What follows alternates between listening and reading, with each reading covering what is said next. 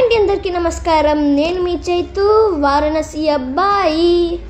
ఇంకా ఈరోజు వారణాసి సిరీస్లో భాగంగా పార్ట్ 3 వీడియోతో మీ ముందుకి వచ్చాను.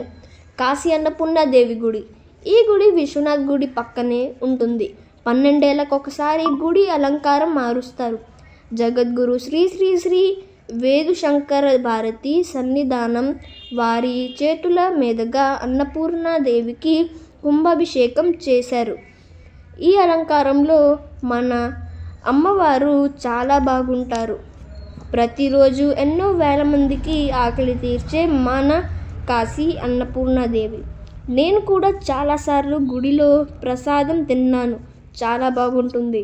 కాశీ వచ్చే ప్రతి ఒక్కరూ ఒక్కసారైనా అన్నపూర్ణాదేవి గుడిలో భోజనం చెయ్యాలి, మర్చిపోకుండా చెయ్యాలి. అన్నపూర్ణాదేవి గుడి ఎలా ఉందో మర్చిపోకుండా కామెంట్ చేసేయండి. అయితే ఇంకా ఈ వారణాసి సిరీస్ ఇది 3rd పార్ట్. మీరు ఫస్ట్ ఇంకా 2nd పార్ట్ చూడకపోయి ఉంటే ఇంకెందుకు లేటు వెళ్ళి చూసేయండి. అవి కూడా ఎంతో బాగుంటాయి. అయితే ఇంకా పార్ట్ 4లో కలుసుకుందాం. మీ చైతు, వారణాసి అబ్బాయి. Thanks for watching.